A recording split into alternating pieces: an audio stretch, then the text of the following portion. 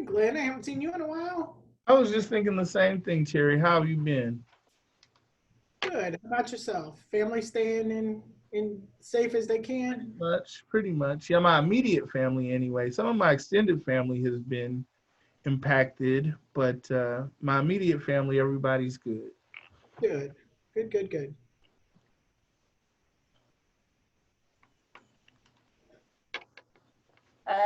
Dr. Wagner says he's going to try to attend as well.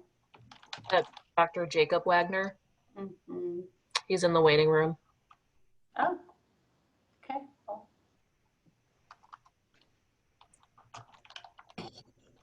Do we know if Commissioner Holland or Good are calling in? Don't know. Okay.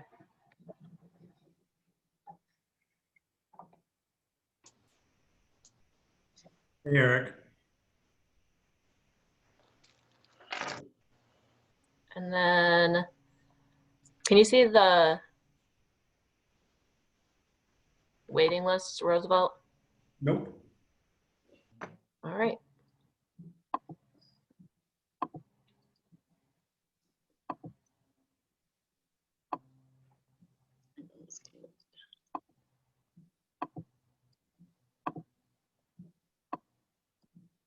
No, I can.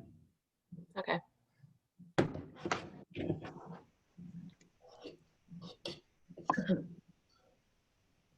I can too now.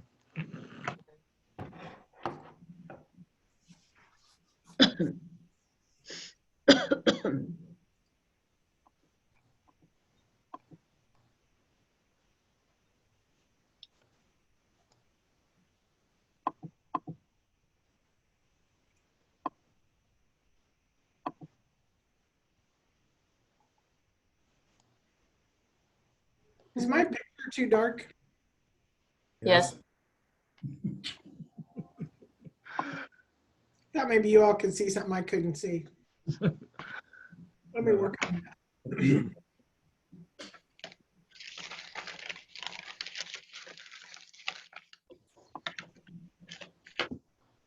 Hello, everybody. Hello.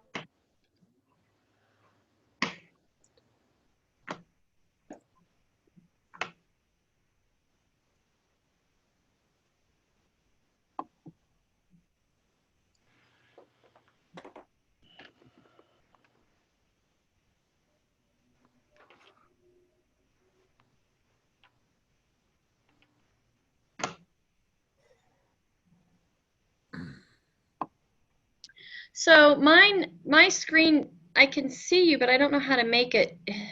I'm having a problem. It's down at the bottom in the little square, but I don't know how to make it bigger now. Try double clicking on it. Let me try. No, that didn't work. That's better, Cherry.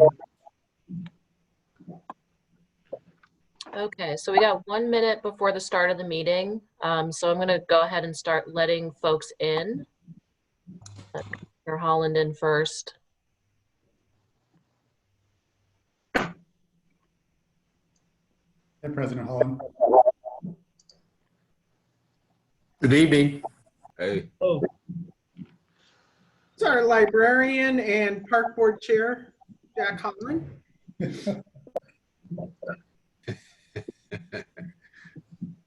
Hey, Jen, I'm gonna have to log out and log back in. Okay. I don't know how else to make this.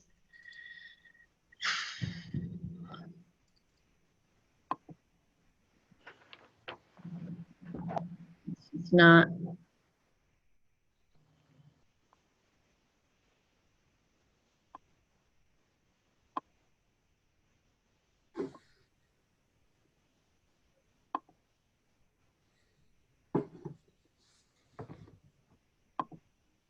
Okay, I'm going to start admitting everyone that's in the waiting room.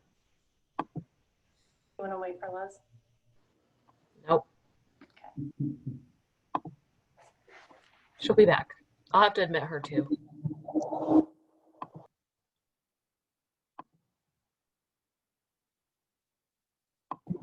Thank you for letting us join. I will mute them.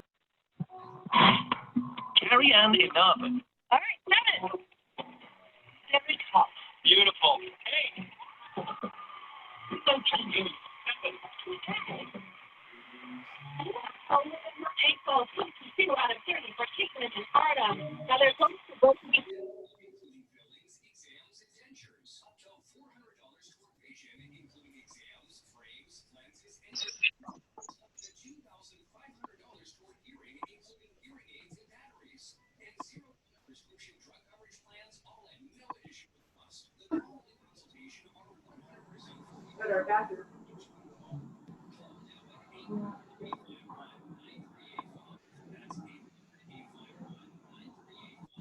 Good evening, everybody.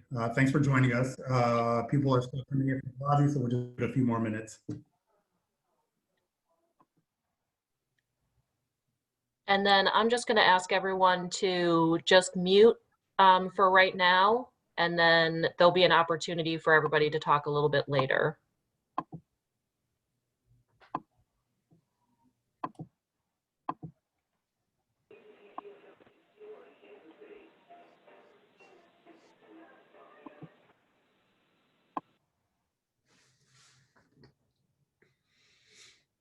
All right, I'm going to go ahead and get us started. Thank you, everybody, for joining us this evening for this conversation on how to honor Dr. King. I know you guys are all busy, so we really appreciate all the time you guys are taking tonight. You guys were all on mute when you came in from the lobby, so we're just going to hold you there for a little bit. And until we'll open it up in a little bit, we'll talk about the format of the discussion. And it really is an informal discussion today. And we'll talk about how that looks here in a little bit. First, I just want to acknowledge a few people real quick. Some of our staff that are going to help us with facilitating this conversation. Right now, we've got about a little over 40 people on the call. So it's going to take a little, I need a little help managing this. So I have Jennifer Judd, who is handling the controls right now, who's going to be one of your table facilitators. I got Leslie Alford, our communications director, who's going to be helping. I have Glenn North from the Bruce R. Watkins Cultural Heritage Center, who's going to help us with this conversation. And then I also have, who is my last person? Kelly Jander, our resident engagement officer, who's going to be helping. And I'm Roosevelt Lyons, Deputy Director of Operations for Kansas City Parks.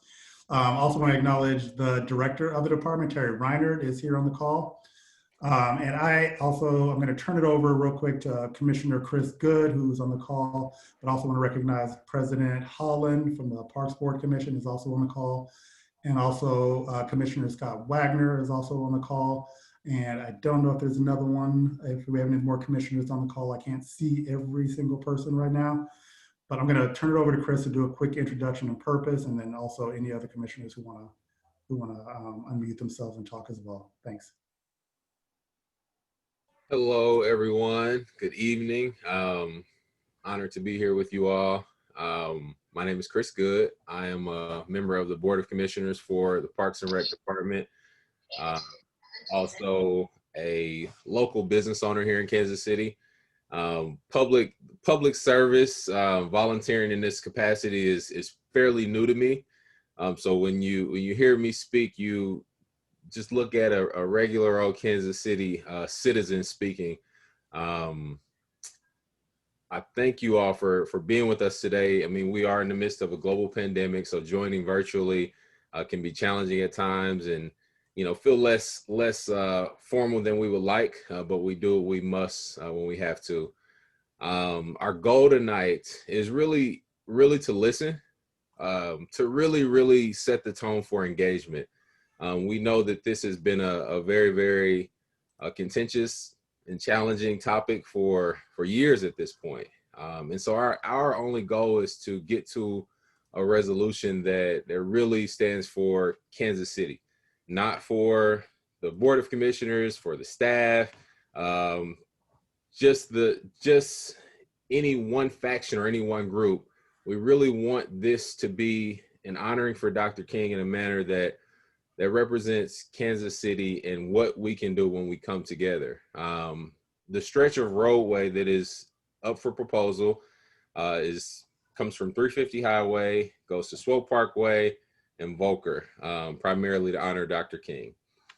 We are still considering this proposal. We have not made any formal decisions at this point. And tonight we are here just to engage and to listen. This isn't really the opportunity to vote on anything or say this has to be this way.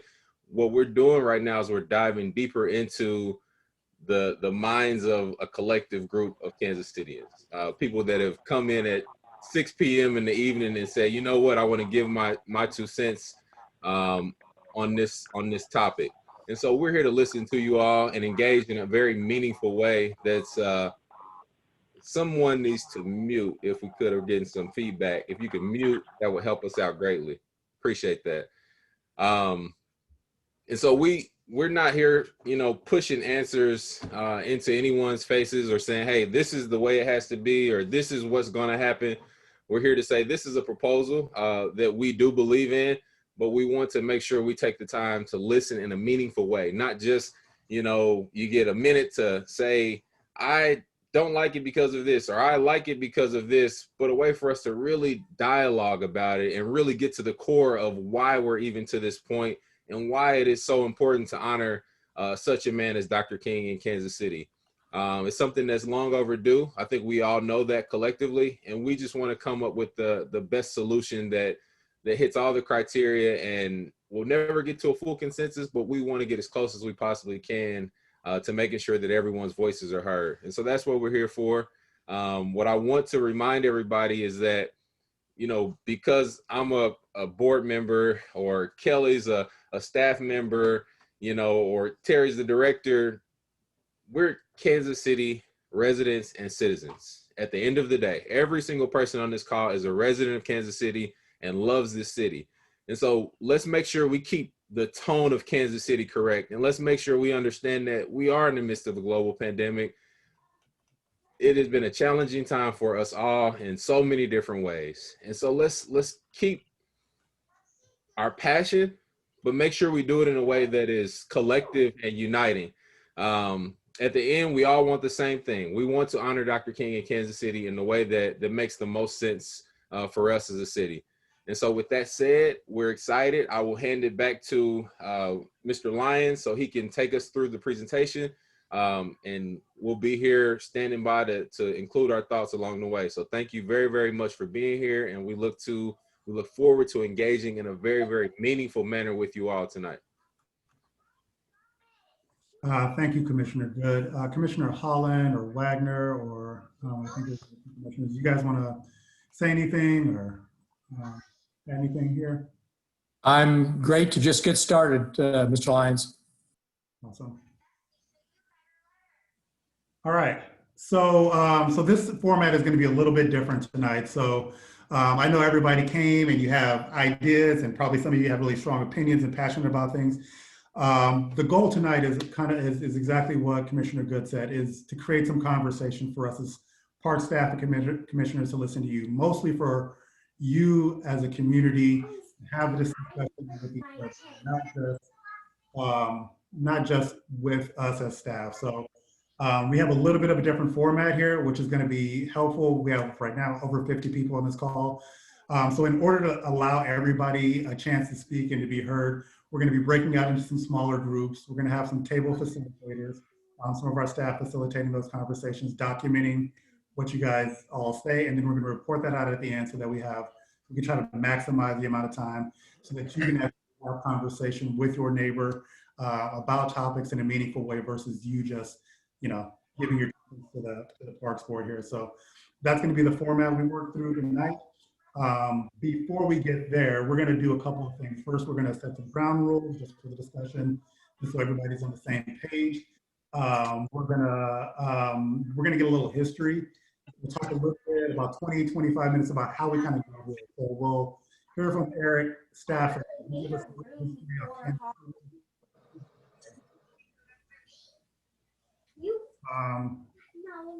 guys can just mute yourselves real quick if you're not speaking. That'd be great. We're going to hear from Eric Stafford. He's going to give us a brief little synopsis of history on Kansas City and civil rights.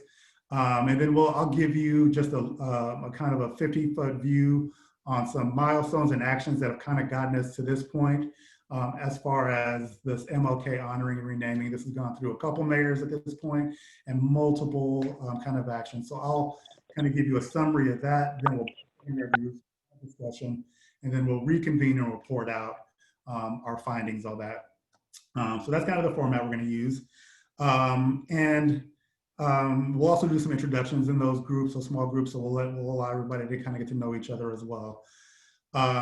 In order to start getting us in that kind of mind frame that we're talking about here, to Commissioner's good point about we're not just here to talk about this current proposal, but we're here to hear feedback on whatever Kansas City wants to do to honor Dr. King, right?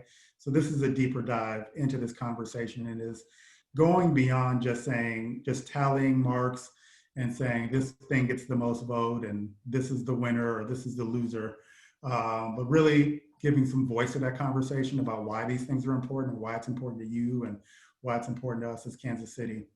So in order to do that, I know a lot of people came today and they probably have their opinion, their strong opinion, and they're ready to just put it on the line today. But before we do that, I'm going to ask everybody to just take a breath, take a deep breath in and take a deep breath out. And just think about this. Think about somebody in your life that you know who has gone above and beyond, right? There's that person that you know that is there and does everything, right? They're volunteering. They're the hardest worker at work. They're helping raise grandkids. They're the aunties, the big mamas. I'm using women because those are the people who tend to do a lot of the work in my life. I know that. They're those people that are just there. They're volunteering in your church. They're always there. Think about that person. Get that person really fresh in your mind. And I can tell you, this is an easy one for me. I have an aunt. I have a couple aunts. I was raised by my dad, a single father, but I had a couple women in my life who helped raise me. One of them was my Aunt Pat. And Aunt Pat was just this powerhouse of a woman who just did everything. She was involved with her church. She helped raise so many of us nieces, nephews, kids, grandkids. When my dad was unable to take care of my brother and I for a while, we moved in with her over in Wyandotte County. So she is just this lady who has been a part of just every facet of my life. And one of those women you see and you think, God, how does she do all this? I'm tired. I'm 40 years old and I got 2 kids and they wear me out.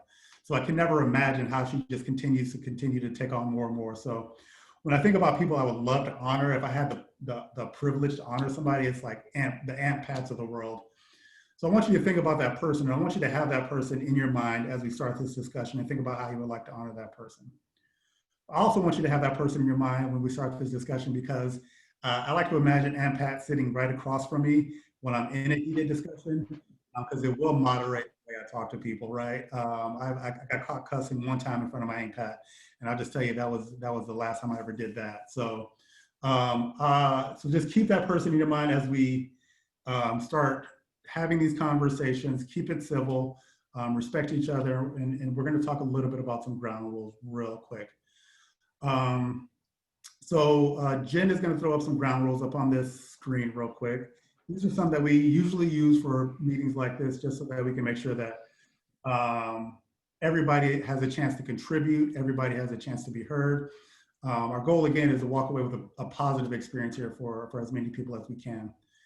So I'm just going to walk through these, and if you guys want to raise your hand and throw something out there, Jen can unmute you if you want to add something to this list. If not, then I'll just give a head nod from everybody, and we all agree on these, and we'll hold each other to these as we break out into these small groups, which is important. So I'm just going to walk through a couple of these. Give grace and assume good intentions.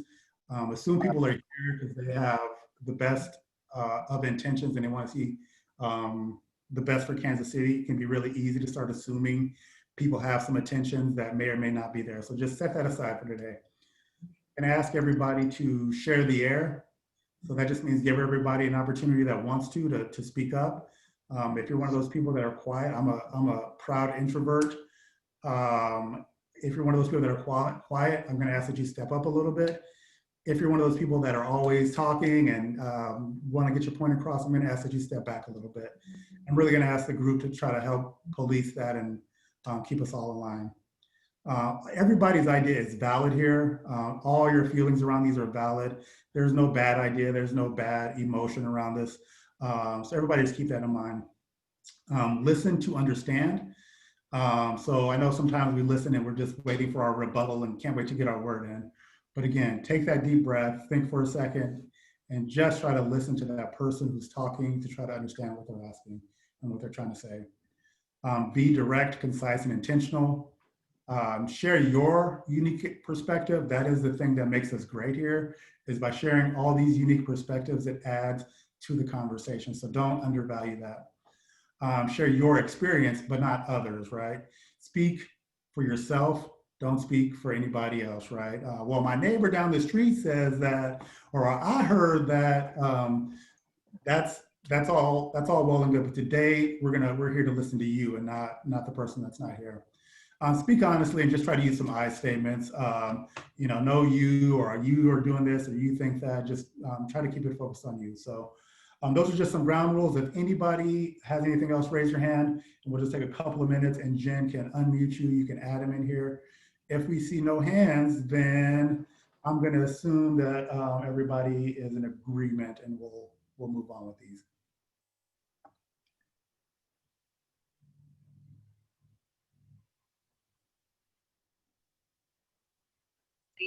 And in August 2019, City Council voted to outsource the operations project.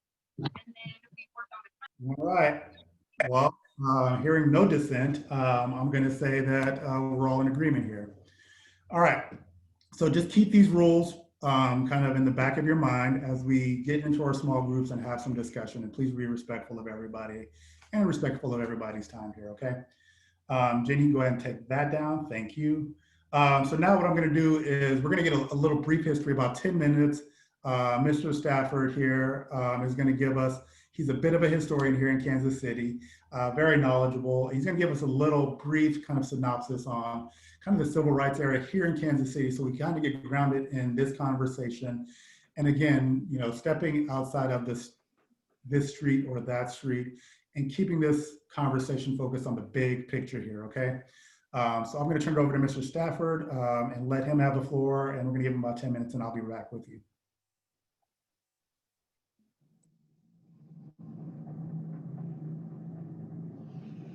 Eric, you're going to have to unmute yourself. I did that last time too. I apologize. In the 1940s here in Kansas City, Blacks lived south of 9th Street and north of 24th Street, west of Cleveland and east of Troost. Then in 1948, you have the Shelley versus Kramer case out of St. Louis, Missouri. And then Blacks began to move into the historic Santa Fe neighborhood. But before that, that neighborhood had been designed exclusively for white people. So in 1948, that's when Blacks began to move into that neighborhood. So by this time, here in 1951, you have the Swope Park swimming pool desegregation case, where Thurgood Marshall actually tried that case. Blacks had access to Swope Park, but they were confined or restricted to shelter house number 5, also known as Watermelon Hill. And they did not have access to the swimming pools, the tennis courts, the basketball courts, and they were confined to Swope Memorial Golf Course number 2 and not number 1. So back in 1928, they had tried to sue for access to the golf course and were denied by the parks administrator.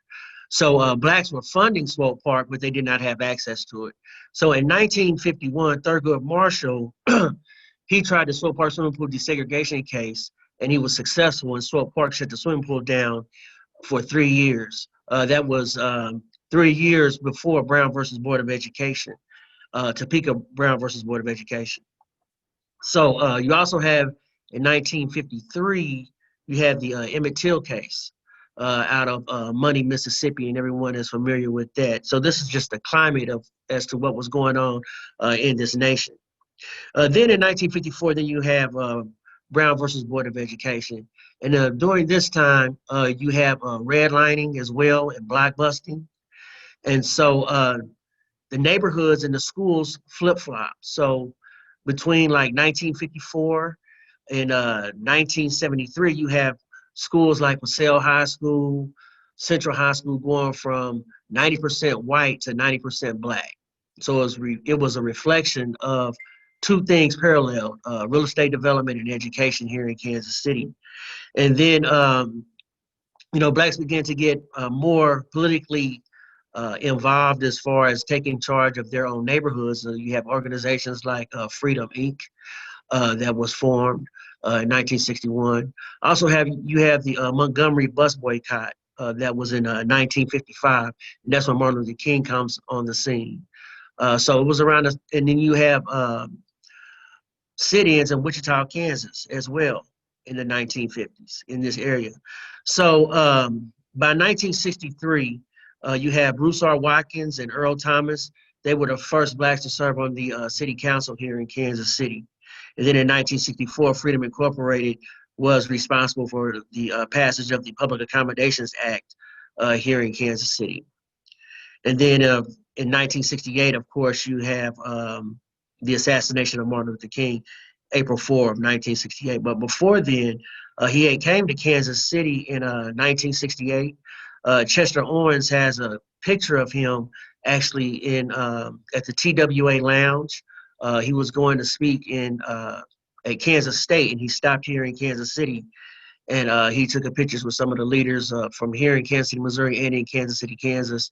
But before that, 1962, he had spoke here at St. Stephen's Baptist Church under the direction of John W. Williams, who was pastor of the church at that time. But in 1968, he was assassinated. And then in 1971, the Reverend John W. Williams, he raised $5 million for the construction of Martin Luther King Jr. Hospital here in 1971. But with his assassination, they had rioted here in Kansas City, as you all know. And over 6 days, actually 4 people were killed. George McKinley, he was 13 years old, and he and his father were both killed during the riots in 1968.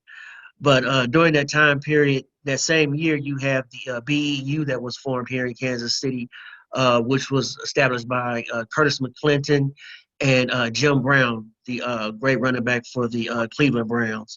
You also have the Coaches Council that was established by Bubbles Kleiss and Ollie Gates. And then you also have SAC 20, which was established by Bernard Powell.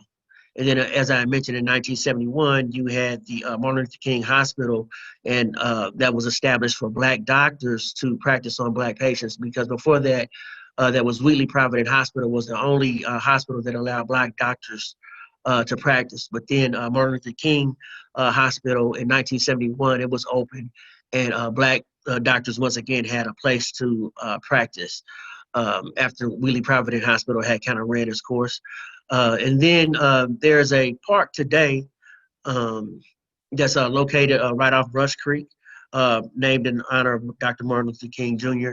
It was first known as Brush Creek Park, and then Emmanuel Cleaver in 1977, and then Jeremiah Cameron in 1978 suggested that Brush Creek Park be named Martin Luther King Jr. Park. And that park is still in operation today. And then in 1979, Bruce R. Watkins, he was the first black to run for mayor here in Kansas City. I was 10 years old, so I remember that vividly. But that's kind of a brief synopsis of black history here in Kansas City, as far as in regards to civil rights movement and Martin Luther King and that connection there. And if also www.kansascitytourcompany.com, we offer regularly scheduled tours. So, and thank you. Thanks, for your Eric. time. Thank you so much. Thanks for that history. I do think it's important to include this history because as we're talking about this topic. It is so easy to get caught up in streets and buildings and all that. But at the end of the day, the purpose here is to honor a person, and not just honor a person, but honor an idea. That idea of freedom and equality is what we're talking about here. So it's easy to let that get lost in our differences and our opinions. So I just think it's important that we keep this at the forefront of this discussion as we're talking about this, and talking about the history is one way to do that. So next up, I'm gonna give everybody kind of a brief timeline on some actions that have taken place throughout this process, just so that we're all starting on the same page and kind of know how we got here. Right after that, I'll open it up for questions. So any questions about anything that we've talked about so far, whether that's Mr. Stafford's presentation, whether that's any of the information I'm presenting right now, or just the format or questions in general, you'll have time to do that then as well. And then after that, we'll break into our small groups. So I'm going to share my screen.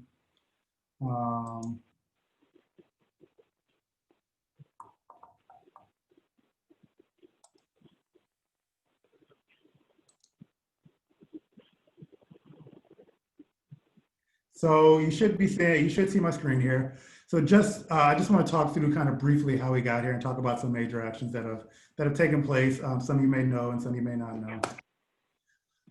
So when we talk about honoring of Dr. King, some of the most recent action goes back to January of 2016, when Congressman Cleaver met with a group of clergy members and located on the Paseo to develop a proposal to rename the Paseo in order to honor Dr. King. I'm not going to go through each one of these. I'll just talk about some of the highlights. In October of 2017, members of the clergy group came before the Parks Board, who oversees the parks and boulevard system and is responsible for naming, renaming, and just overall management of the park system. Members of that clergy came to the Parks Board and requested the renaming of the Paseo to honor Dr. King, and renaming that the Martin Luther King Jr. Boulevard. From then, the Parks Board actually did a lot of consideration and a lot of deliberation on this topic during that time, from 2017 up until about the spring of 2018. And at the time, what the Parks Board decided was renaming the Paseo at the time for a few reasons was not in line with where they wanted to go. And they recommended that the city form a committee or a really diverse coalition of people to dive deeper into this topic. So our Parks Board sent a letter to Congressman Cleaver regarding the decision, and they wanted to retain the name of the Paseo at that time. So from there, we get to April of 2018, where former Mayor Slyer James formed and announced the MLK Advisory Committee, and this was a group that was tasked with engaging the public and coming up with some recommendations to honor Dr. King. That advisory committee wrapped up its work and presented to council in June of 2018. And some things that came out of that were kind of the top 3 recommendations that came out of that report were, and this is in order of preference, renaming or naming the new airport terminal to honor Dr. King, naming 63rd Street here in Kansas City after Dr. King, and also, and last is the Paseo. So then that gets us up to August of 18, where at that time the city council voted and they accepted this report and directed the city manager and staff to take some action and make some recommendations on that. From that, in October 19, Ordinance 180828 was introduced on October 18th, and that proposal was to rename the Paseo Boulevard, again, which was in Parks Control, to honor Dr. King and rename it Dr. Martin Luther King Jr. Boulevard. That ordinance was passed on January 25th of 2020. That ordinance did not last long, as most of you know. So a petition was started, and residents gathered enough signatures to put this issue of converting the name back to the Paseo on the ballot on the 5th of November. And then Kansas City residents were voted to approve the renaming, returning the name back to the Paseo. So that gets us to November. So at that time, Mayor Lucas actually asked the Parks Board to do some public engagement around this topic and to gather some input on how to honor Dr. King. There was an email that was set up, and residents were given 90 days to submit that feedback, which we'll talk about here in a second. I'll kind of walk through that here in a second, on some of those suggestions. Overall, there were about 660 emails that were submitted in that 90 days. 482 unique suggestions, that's like different suggestions. And those suggestions generally fell into a couple of categories: street names, obviously the airport was still one, fountains and parks. So these are some of the kind of facilities that people that stay at the top of the list. And if you can't see that, it's kind of small on my screen. The top suggestions were renaming the airport terminal, still remained as one of the top suggestions, with about 56 email coming in to support that. Renaming Mill Creek Parkway, or Mill Creek Parkway was number 2 on that, and actually gained 50 votes, followed by 63rd Street. And then Truce, and renaming Truce also gained a number of votes, about 20 votes as well. So that was all from that email that Mayor Lucas had created. And I believe Kelly Jander has put in the chat, if you want to see kind of the full list of all the suggestions, they're in that chat. So you can scroll through that, because we are going to be talking about that in our small group. So you do have that to kind of refer back to. And I'm just going to talk about some recent action. And I'm going to kick it over to Commissioner Good to talk about kind of the why of this. But if you guys recall, back in June 9th, Commissioner Good actually made a formal request to the Parks Board to rename the J.C. Nichols Fountain and also the Parkway, to remove the J.C. Nichols name from that fountain and Parkway, and return it back to the Mill Creek fountain and Mill Creek Parkway. At that time, the Parks Board had 2 public meetings, one virtual and one in person, both in partnership with the Kansas City Public Library. And then on June 30th, the board voted unanimously to remove the name J.C. Nichols. And I'll let Commissioner Good, if you want to pipe in and talk a little bit about some of the reasons why you brought that as a request and why that was so important at the time. I think, most everybody knows, the troubled history behind J.C. Nichols, and, ultimately how he did not stand for all people. He didn't, in my opinion, he put money over people. And for me, that's problematic, not just as a Black man, but just in general, as a man of faith. And so for me, when I started to see the spill out of what went on here in the park and all the riots and what happened to George Floyd and Ahmaud Arbery and the numerous names that we don't have enough time for me to continue to name, I said, well, how is it that we're still honoring somebody that perpetuated that type of energy, that type of a practice that stepped on Black people and other people? And so for me, it was just a time that we had to speak up and say, let's change this. Let's hear what the people think about this. And I think that when we listen to Kansas City as a whole, we get to see how powerful we are collectively. And so that's really what that was about. And I'm proud that Kansas City stepped up, the park staff and board stepped up, and we decisively made that decision. And as things move forward and we move forward as a city, hopefully it will be a part of the tone of conversations such as this. Thank you so much, Commissioner. So yeah, that was a really big deal. And I was very proud to be a part of that moment, and proud that, not just proud to be a part of that moment, but to see the outpouring of support. And even though this was a very sensitive and tough topic, the way that the city itself just handled the topic We, during pandemic times, had over 100 people over at Bruce R. Watkins participating in that discussion. It was civil, it was respectful. People got to say say what they felt, and it was good, as well as the online forum as well. So I'm constantly kind of surprised by Kansas City, and it's I think when it comes time for big action, I think Kansas City usually steps up to the plate. And then, hold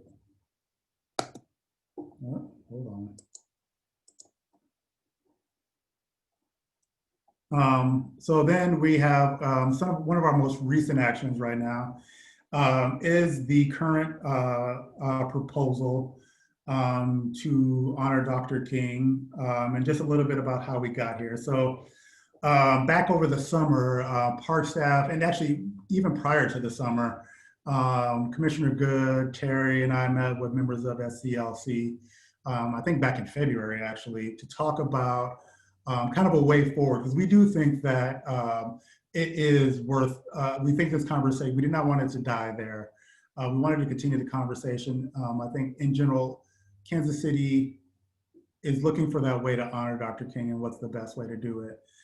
So we met with SCLC back in February. We kind of continued that conversation up through the summer. And we worked with them to help identify some key criteria for honoring Dr. King that we as a department thought were really good criteria when we started talking about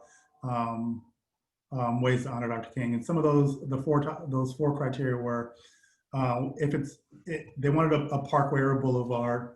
We talked about major quantity of miles, so it needed to be something that stretched across the city and crossed throughout the city, which is important. Assures direct exposure to Black lives, so it should go into not only African-American neighborhoods, but also non-African-American neighborhoods, right? It needs to stretch throughout the city. And it also should be within the central city economic development boundaries. So looking at those four criteria, staff actually came up with a short list of possible parkways, boulevards that met that criteria. And I'll also add that the Parks Department has a very specific role and a very specific authority, right? We don't have necessarily authority over every street in the city or every building. We do have authority over parkways, boulevards. So that somewhat narrows what is available for that renaming. So looking at what met those criteria, staff actually suggested that stretch from 350 Highway to Swope and then goes all the way to Volker as a good candidate. On August 14th, SCLC submitted a formal letter and recommended or requested that the Parks Board consider renaming that stretch. The Parks Board had a hearing on September 15th. It is currently held and that proposal is still under consideration. So that's the brief, quick and dirty how we got here.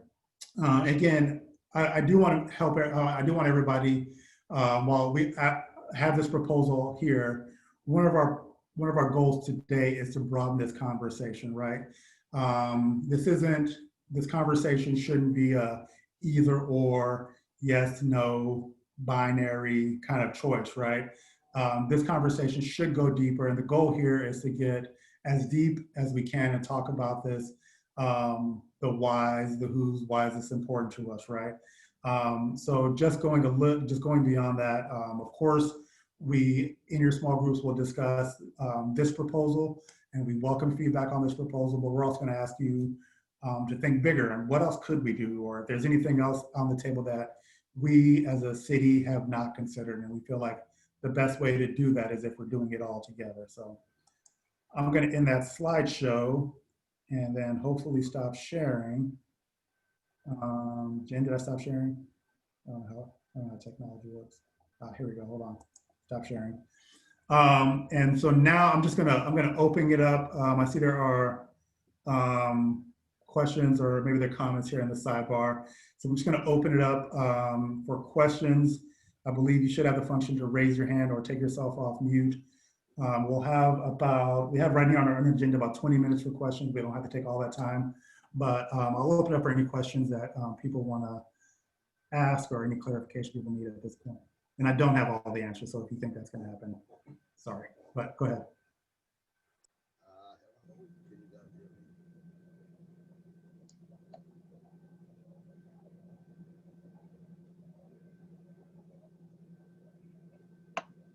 Hi, this is Katina Taylor with Blue Hills Neighborhood Association. I do have a quick question, and I do want to know what the boundaries of the Central City Economic, Development Area is, since that was one of the criteria, or what those boundaries are. Excuse me.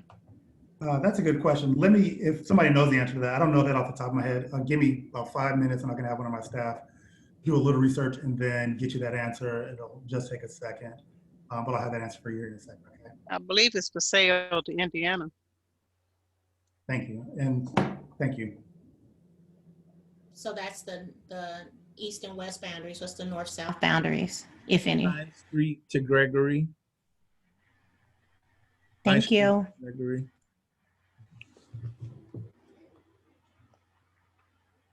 Any other questions? Thank you for that help. Thanks for the assist. Okay, remind me again why we were thinking of other people we wanted to recognize. When you say other people, I'm not sure what you mean. Your example of your aunt. You had said, Oh. think of some other people we would want to recognize. So remind me why we've come up with this list.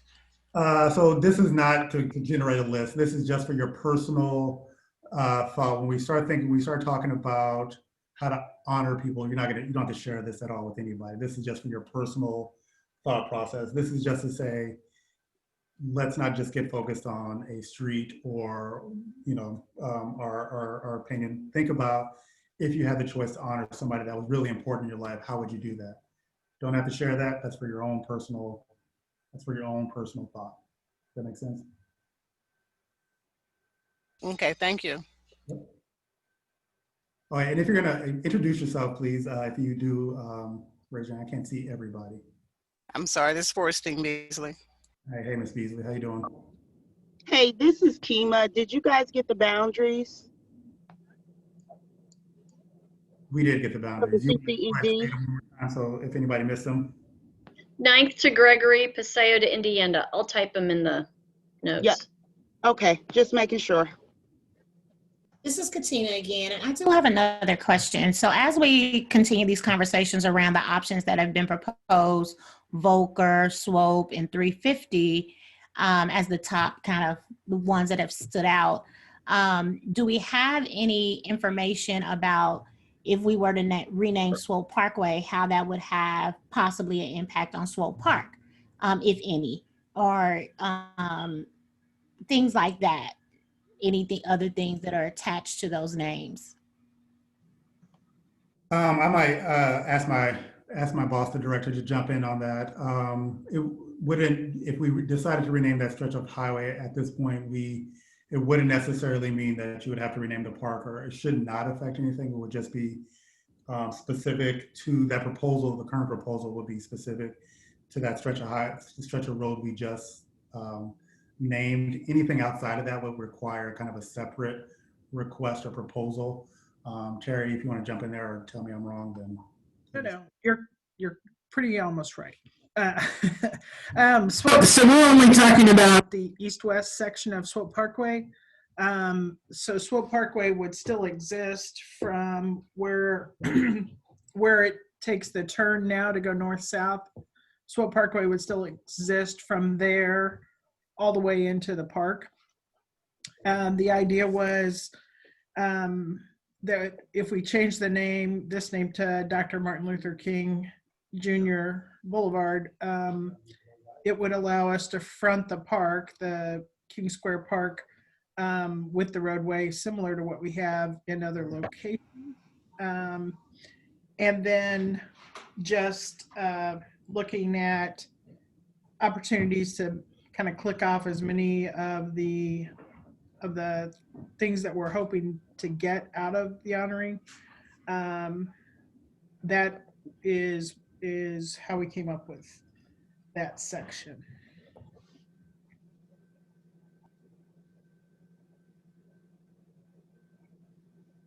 Thanks for the assist. Yeah, I'm usually mostly right or somewhat right. Other questions, comments, thoughts? Thank you, Katina. So yeah, this is Forrest Dane. Just to follow up, Terry. So we're saying from the plaza where it starts for Brush Creek all the way over to, and I can't think of the name of the street, but where the KC Fire Department in Peachtree, that street, or would we take 350 up over the hill into 350? It'll go to 55th Street, almost over to 435 is where we have city jurisdiction. A little bit of that is that Blue Parkway, part of that Blue Parkway section from Elmwood to 55th Street is Public Works Street, but we're gonna try and use the same process. The idea would be you'd end up with a 5-mile long stretch that comes into the city on the east and goes all the way into the plaza and the Volker campus at UMKC. Okay, thank you.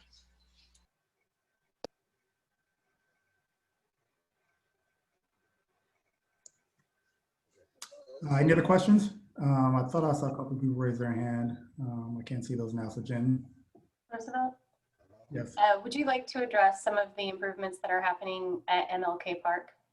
Yeah, definitely. So when we started this process, one of the things that people were saying was, of course, was that, oh, there's already a park there. And it wasn't in the best of shape already, right? And a shout out to the MLK Restoration Group and all the work that they did along that park and along Brush Creek, keeping it clean and volunteering and spending tons of hours and time there. And as a Parks Department, we looked at it and we said, yeah, you're kind of right. It does not fit the name Dr. King, and what are we going to do about it? So we have been on a mission to really dedicate some resources and time.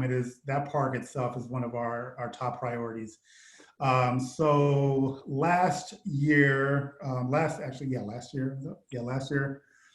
we actually did a little bit of community engagement around that park. We set aside some of our deferred maintenance money. We have a limited amount of money. Last year, I think it was about $3 million for money to do repairs and upgrades to any of our facilities.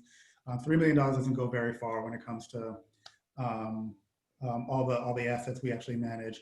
But we actually set aside about $250,000 of that money for MLK Park at that time, knowing that we wanted to do some upgrades. We did some engagement around there and prioritize with the neighborhood and community members, prioritize what they wanted to see at that park. So we gave them a bunch of options, including things like lighting, a restroom, shelters, playground. So we gave them a bunch of options. We kind of told them this is what 250,000 combined. They ranked those, and of those things that came to the top were a new sign. If you're familiar with that park, it is not very visible, so we put in one of our new monument signs there. Restrooms was at the top of that list, so we put in new restrooms there. So there was no restrooms there. There was a porta potty, so we put in a new permanent restroom there.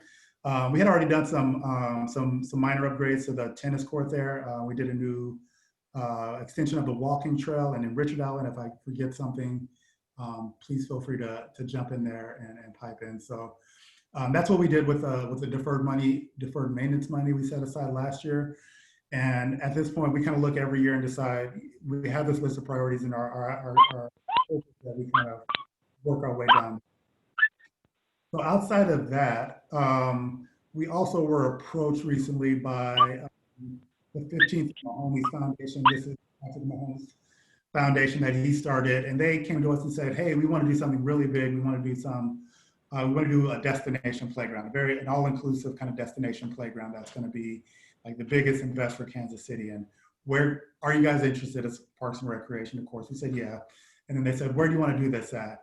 And at the top of our list, where do you guys want to put this at? And at the top of our list was MLK Park. And we took members of their foundation out there, and we visited the site and we showed it to them, and they loved the site. And so they're committed to putting in what we call a destination playground. So this playground is going to be anywhere between $800,000 to $1 million playground that is going to be completely inclusive, meaning anybody with any ability can come and play there.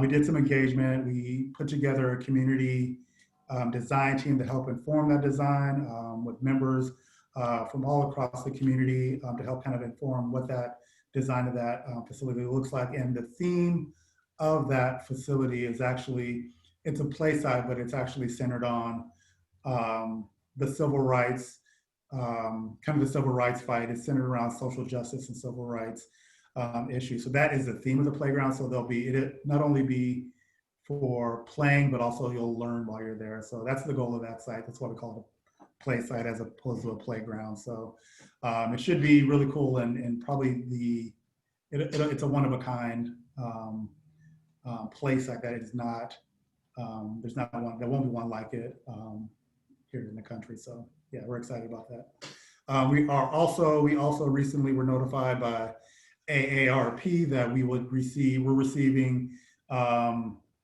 what they call, they have these kind of exercise pads where it is a shaded area, it is turfed, and have exercise equipment there, again, for all abilities. It's about 14,000 square feet. When they approached us about this site, they do one in every state. Kansas City was chosen. And when we were looking at sites, again, we went straight to the MLK Park as a potential site. So we're looking at putting that site somewhere close in proximity to MLK Park or somewhere on the Greenway, the Brush Creek Greenway there, which will make a really cool kind of, you'll not only have this play site that is going to be educational and fun for all abilities, but you'll also have this kind of area for exercise for all abilities, all ages as well. So it'll be two really cool additions, and we'll continue to make that park a priority as well. I had asked to be unmuted. I wanted to know your final slide 7 there. Sorry, my name is Waylon R. Slide 7 was focused on renaming of a section of road. Is that in fact the current format of the entire conversation to be, is honed in on those 3 things? Is that just an example? I didn't fully understand the reference there. No, that is, the conversation is not entirely about that. And it is, the purpose here is really to broaden that conversation. Really looking for more feedback, thoughts outside of that. So it is a completely open conversation on that stretch of highway there. But yeah, anything you want to hear everything.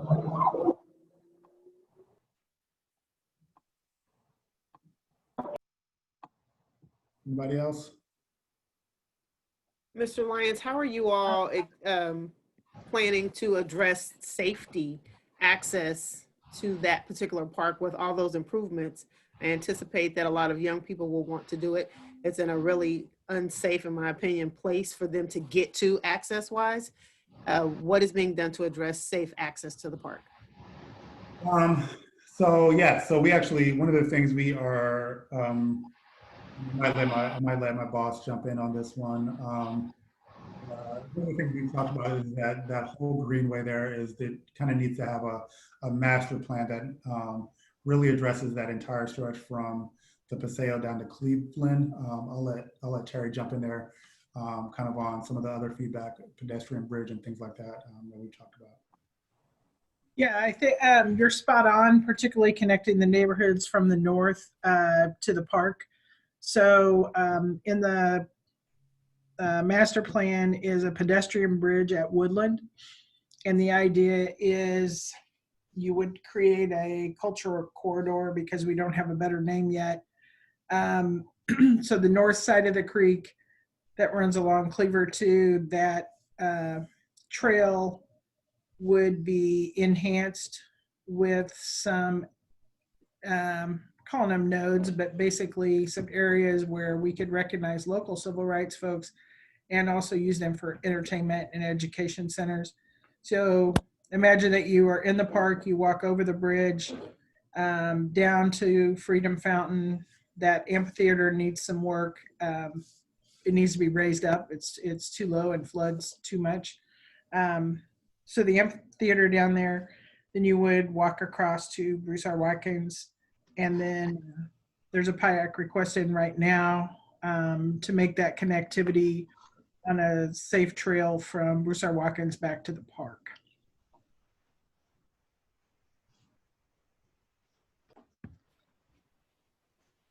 And then I see, and Kiara, Ms. Watts has been waiting patiently with her hand up, so I'm going to call her on her next. And then Waylon says, can this plan be shared with us? The answer is yes.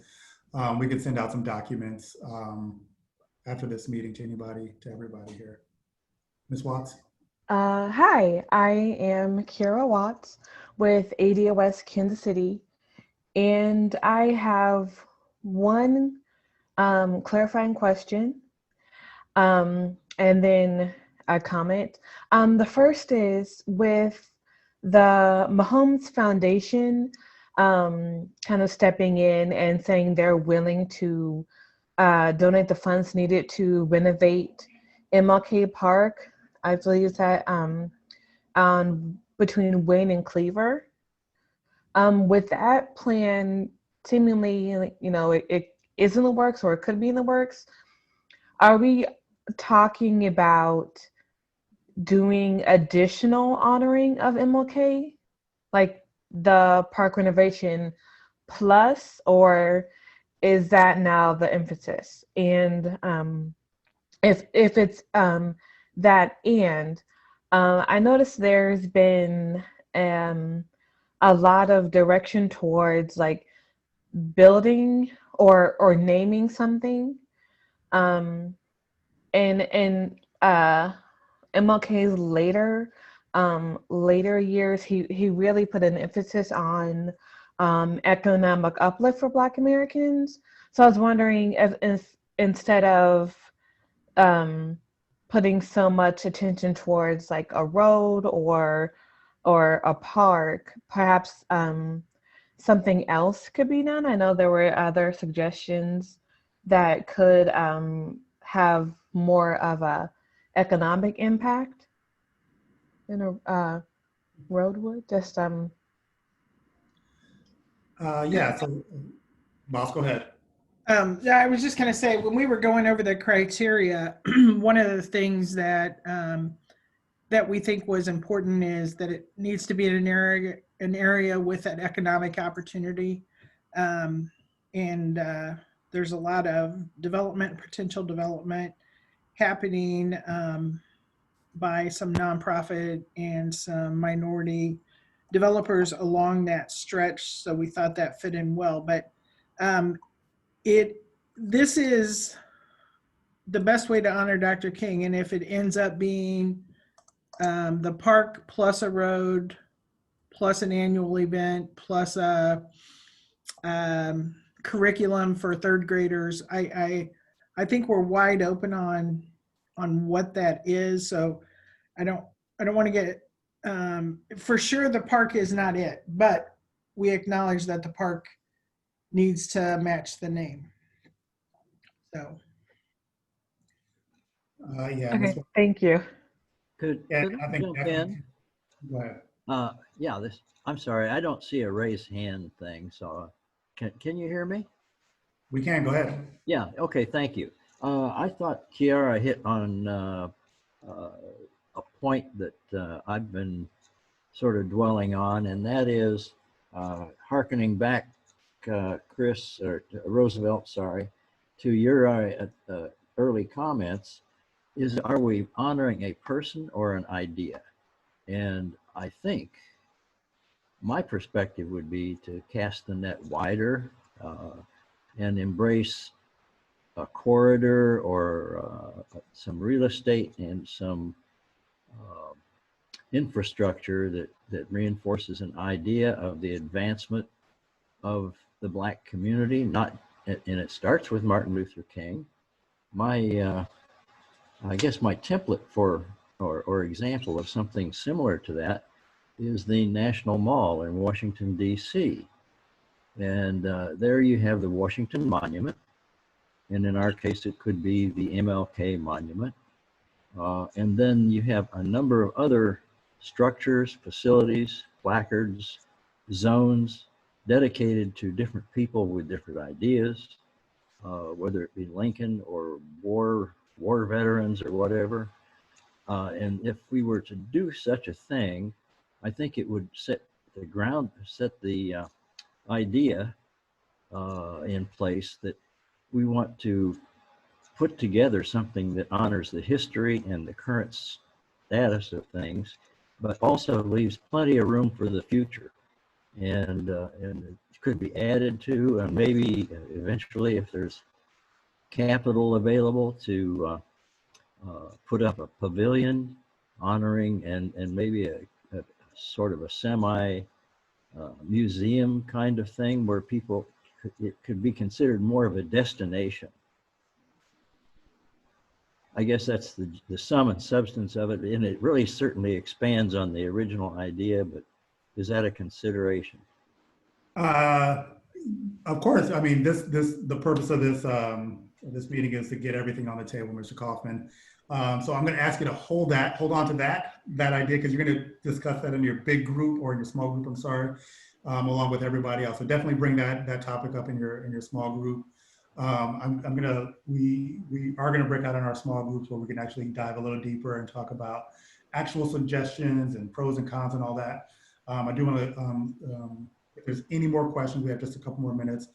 If there's any more questions about any of the information, data, anything anybody needs clarification on before we break into our small groups and have that discussion.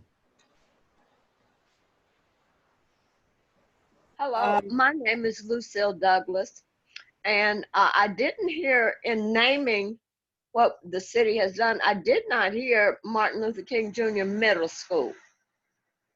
Did I just miss that? No, ma'am, you did not miss that. And I see Dina also has her hand up, so I'll get back to you in just a second. I see you there with your hand up. No, that is a school, that is an elementary. It is not a city property. As far as the city of Kansas City, Missouri does not own that. That is owned by the school district. So yes, there is a school. That's not something that either the Parks Board or the city itself has any jurisdiction on, if that answers your question. Dinah? Hi, this is Dina with Center for Neighborhoods. Quick question. Has anyone had any conversation with Dr. King's family? I'll go ahead and jump in there. Go ahead, boss. Nope, go ahead. Sorry. Congressman Cleaver has volunteered and has done some outreach.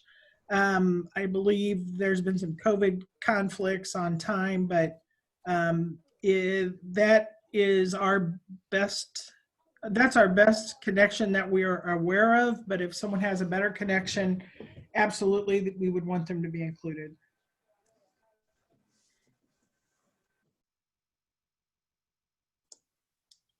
Thanks, boss. And Mr. Taylor, Cleavon Taylor, I saw you had your hand up.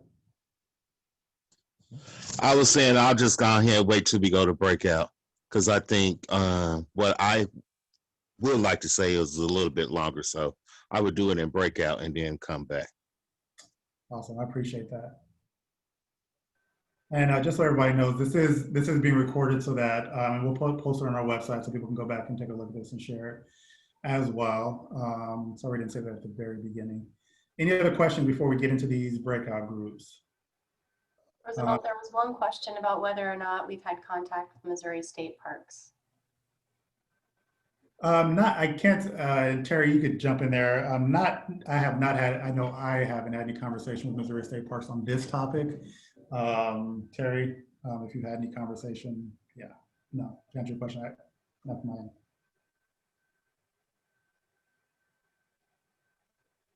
Hi, this is Angela Bass. I'm sorry, I don't see a way to raise my hand here, but hopefully a very quick question. It's part of the Holmes Foundation's plan for the destination park. Is there any group, or is it the city or the foundation or some other entity that is addressing the stench that is created in the summer in that area from runoff water and trash collecting on the concrete stair step part of Brush Creek?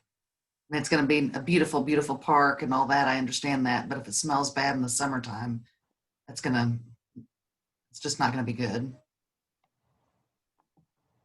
Yeah, I will, and this isn't a sidestep at all because it's an issue that we've discussed. So the Corps of Engineers has control over the waterway. As you know, a lot of that area is still on a combined sewer. So we are working with the water department to try and offer as much property that has good potential for green infrastructure and ways to help help abate the overflow issue, and that's part of the water department's decree, their consent decree as well. So it's you're kind of fighting it from both directions. Of course, it's a creek, so that's what happens. But there's more water coming from the north than I realized in terms of combined sewers. So we are involved with them on that project. Now, will that, be done before the playground's done? No. Will that be done in the next 5 years? I would say yes. And then we also have the issue of the Lake of the Enshriners and how much that has filled in over the years. So, yeah, the idea is to kind of dress up the whole creek, knowing that some of it we can do easily and some of it is going to take a lot more federal support.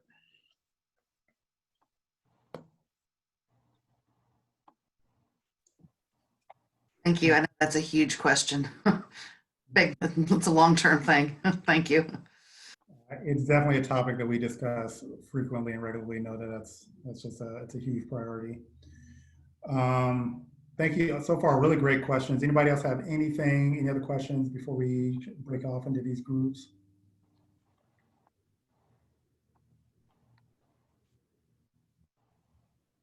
All right. Well, hearing none. So we have 61 people on this, which is far more than we expected, which is a good problem to have. Luckily, we have some capable table facilitators. So, Jen, you want to give us, just going to give us 2 minutes, maybe just to jump up and stretch real quick. Put everybody in breakout rooms, and then at 7:10, everybody will be in their breakout room when they get back to their computer and do whatever you need to do. And then we'll start with our small group discussion for about, I'm going to give us 30 minutes at the most, but if you need to come back early, I think Jen can let people come back early and we'll just play it by ear. So 2-minute break, and then back here in your small group. I will see everybody shortly. Thanks.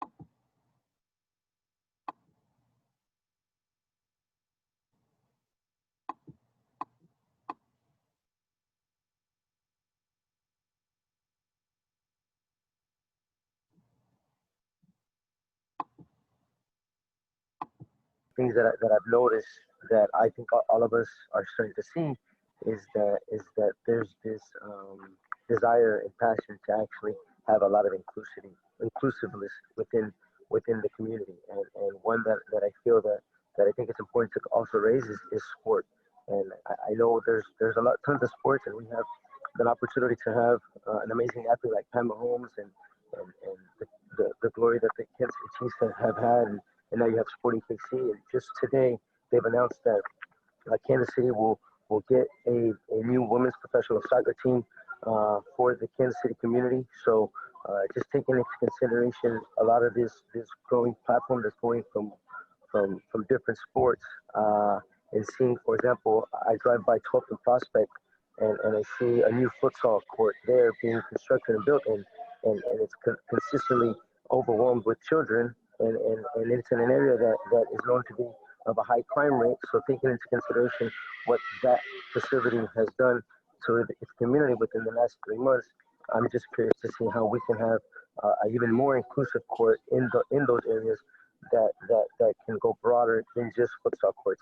I've been very fortunate to travel in different parts of the world, and in cities like Paris and London, where people live in communities where there's so many different demographics. You have courts that not only have a goal that's a box, but also a hoop high and a hoop that's low. So just my thought and my idea, at least for the parks and for the board, is to kind of use the space in a way where multiple sports can bring a lot of these children together, and can take into consideration the culture that's already from within the community. So that was kind of just my idea of if I can throw that into people's ear, and when they do develop these playgrounds and these areas for development, take into consideration the multi-use of different sports to allow people to grow. Thanks, Francisco. It looks like we started the discussion before I was able to get in here. So I just want to, it's totally okay. I know everyone has a lot of ideas, a lot of passion for what we're talking about, but I just want to quickly just kind of dive in, remind everybody of the ground rules that we talked about, introduce myself. My name is Jennifer Jutt. I'm the Superintendent of Community Services for Kansas City Parks and Rec, and I'm going to be just helping to guide the conversation here today. And I'm just going to ask if we can maybe just quickly go around and say your name and what part of the city you are from, and then we can just hop right into the discussion because it sounds like we are raring to go. So I see the first person I see on my list, and I'll just call you by first name. If you can unmute and say your name and the part of the city that you're coming from, that would be great. I see Joyce first on my list. Good evening. It's actually Forrest Sting. I had Mama on a session and I put her name in, but I'm in the northeast area, and I was so heartfelt to hear the young man that just spoke talk about a park that we have been working on and putting that football court there. We're fortunate that we have 3 parks that are within our boundaries of our neighborhood. So I'm glad to see someone's paying attention to the work that we've done. All right, thank you, Forrestine. Francisco, do you want to go next? Yeah, Francisco Murguia, 27th and Van Brunt. Okay, thank you. Then I got Stephen Slaughter. Hi, and I'm not sure if this may or may not disqualify me from this, but I'm actually from south of the city, around in Cass County. So. Okay. And then we've got Tom. Thank you. Tom Worsh, and I live in South Kansas City. Okay. Is it Eveline Taylor or Evelyn? Eveline Taylor, Midtown. Okay, great. And then I see a screen name that says C Bugs.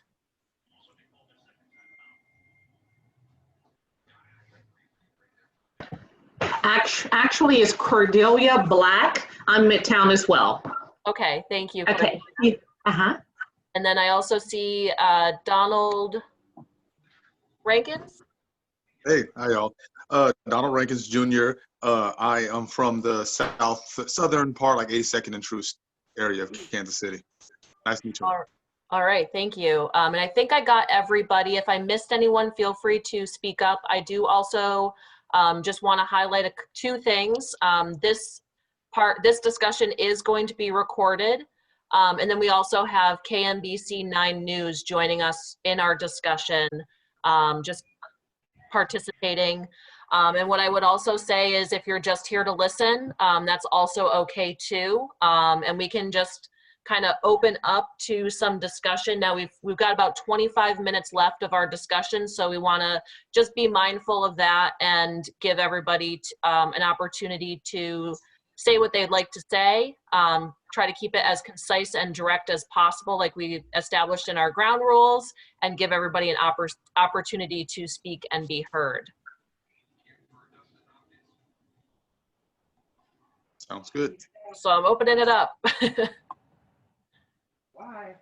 Okay, well, I would like to start off. This is Evelyn. I would just like to start off and say I appreciate the fact that we were talking about, I mean, some folks brought up about the park, but basically this meeting I thought this evening was to discuss the boundaries of naming the street after Martin Luther King, 350 Swope Park, you know, that thing. But I noticed we kind of steer away from that and go back to the park, which, you know, that's not what the subject matter was really supposed to be about this evening.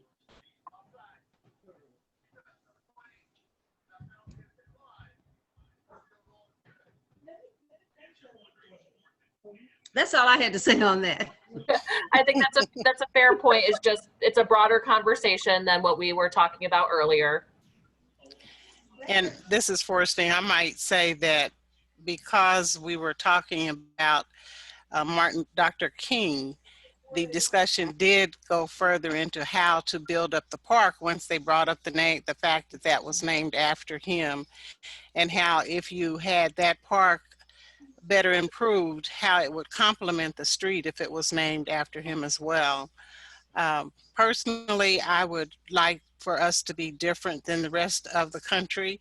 I like the idea of going to the airport to greet people as they're coming in, that Kansas City has named our airport after our civil rights leader. So that's my comments. Well, thank you. You know, I've been a strong advocate for that. The airport, the Eggs and Enlightenment Group, we started that up, and that's what we've been promoting all this time, is to change the KC International Airport to Martin Luther King. So you're right on my list. Thank you. Thank you. And you're quite welcome. For those other folks in the discussion, what do you believe is an appropriate way to honor Dr. King? I mean, well, aside from a street in a park, you know, I'm a big park advocate myself. But, you know, our annual celebrations really bringing a lot more attention to, you know, annual celebrations in Kansas City and recognition of Dr. King, you know, on an annual basis. And, you know, people of the city come together, you know, with inclusivity and discuss the spirit of, you know, what Dr. King was fighting for and, you know, what he died for, essentially. Thank you.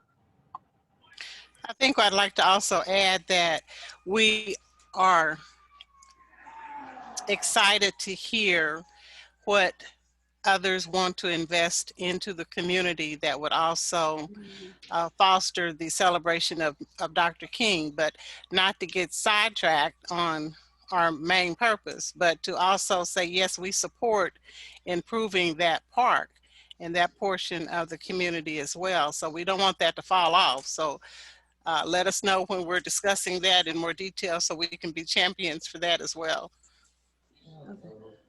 I also would like to add to that. I agree with what she just said, but you know, we never started even talking about the park. As I put in the chat, lots of people didn't even know that that was the Martin Luther King Park until we had the issue about renaming Paseo and all that other stuff that took place. And then we got to talking about the Martin Luther King Park down there on Brush Creek. So again, I'm not against that, but it's just odd that when certain things occur, then other things come up. which should have been discussed in the first place. Because to me personally, it was really a disgrace, believe it or not. I passed there all the time and I never paid attention that was Martin Luther King. First of all, because the signage was so small that people could not see it.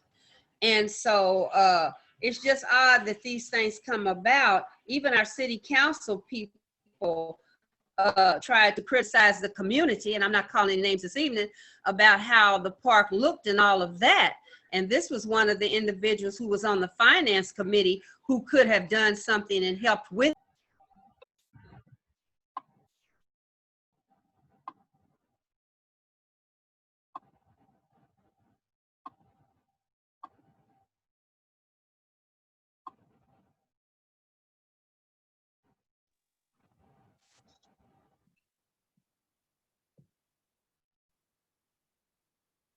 Hey, Jen. Hi. MLK touch points in our city. I'm trying to put you back into the breakout room. Thank you.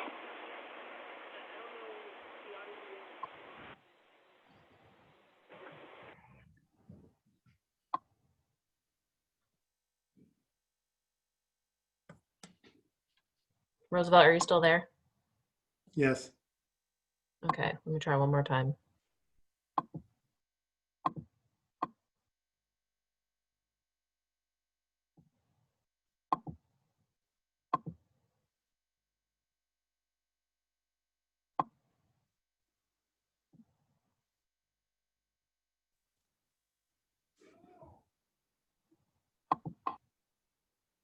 All right, I do not know what is going on here. I'm assigning you back, but it's not allowing it. Rejected. Hold on, let me see. You have been assigned a breakout room to join breakout room.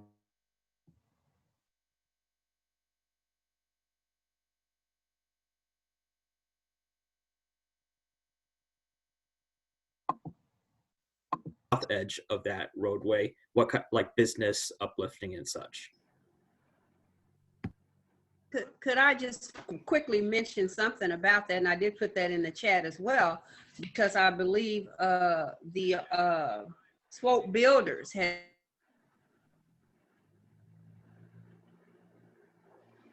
Can't hear you, Evelina.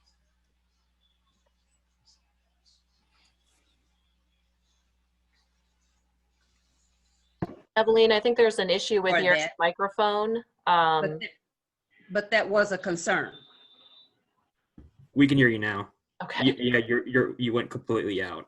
Okay. Did you hear what I finished saying on that? That businesses there's a discussion with the Swope Builders, the CEO there, that mentioned that the businesses that are there would have to basically focus on changing their addresses and all of that, which they kind of felt that could be an issue. I don't know what the cost is to do that. I don't think it's that much, but anyway, that was one of the issues that came up about that. Well, that's also the issue that came up with them changing Paseo to Martin Luther King. The expense and all the different documents people were unaware of that were affected by changing that name. Right. But the young man had asked what type of development was taking place from Prospect to probably, and I forget my streets, but before you get to the curve that goes to Swope Parkway going south, community builders do have a project that they're getting ready to do. Yes, they do. So you would have something on the south side from Prospect over, and I forget what the dollar amount of investment that would take place. That's the only thing I've heard of right now. I think there's another one that would be at Cleveland and the current Blue Parkway stretch that would be some investment that would come along that stretch as well. But also, didn't we have some other suggestions, not just this stretch, to discuss? Didn't we have 4 options? They had said one was the airport, one was this stretch, and was it 63rd Street? And I don't remember what the 4th one was. Well, I thought maybe I'm wrong on this. So far, what I've heard this go around was just the 2 that you named at 63rd Street. I know that was brought up in the last go around that we did with when Paseo was being changed. it was, one of the suggestions was 63rd Street. I haven't heard that come back up again, but maybe so. I was thinking on the slide presentation, he had four sites that he listed. Okay, I couldn't see it on mine. It was really, I couldn't see the writing. I would say the advantage of making Swope Parkway be the one to be changed is because since that's the one people get off of 71 to go to the plaza and stuff, whereas it's a bunch of these other roads you're not guaranteed that they're going to be driving through. So it essentially forces people of whether they're from out of town or in town to go along it. Outside the airport is better.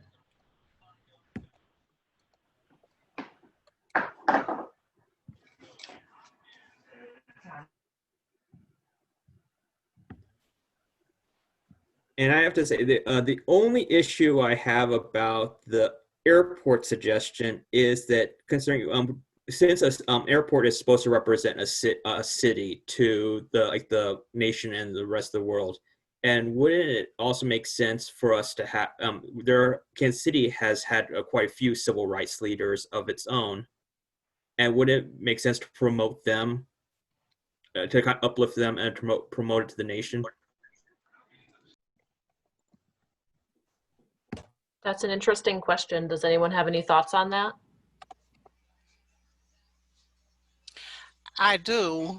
The rest of the nation aren't going to be aware of who those people are. It's going to mean more to those of us that live here when we recognize that those other leaders and trailblazers. With Dr. Martin Luther King, that's a name that's recognized for everything he's done, not just within the United States, but as someone else had mentioned, worldwide. So I think it's, again, to me, and again, it's my own point of pride of the city of Kansas City being different from other cities that just put Dr. King's name on a street, where we would be putting it on something where wherever you're coming from, if you're coming into our airport, and our new airport on top of it, you would feel that we are a city that is prideful of our inclusion, of our justice fights. So I like that fact that could be something that could point us out as being different of how we look at things on a global stance. Yeah, that makes sense, and it does seem weird that, like, let's say Memphis or Birmingham hasn't already changed their airport name to that. One, I will say that one suggestion that I was just looking through the list of suggestions, and one thing that I really liked is the idea of an indoor / ice / hockey rink being built up and with this name.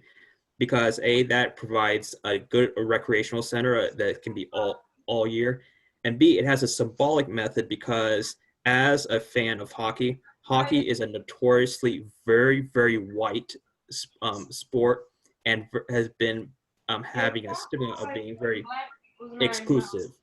Whereas having an ice center east of Troost, having investment that's named after Martin Luther King could actually give a lot of boost into that sport. So my comment on that would be that most of your facilities of that nature, as a way to raise funding, they will put that option out there for companies to have naming rights for that facility.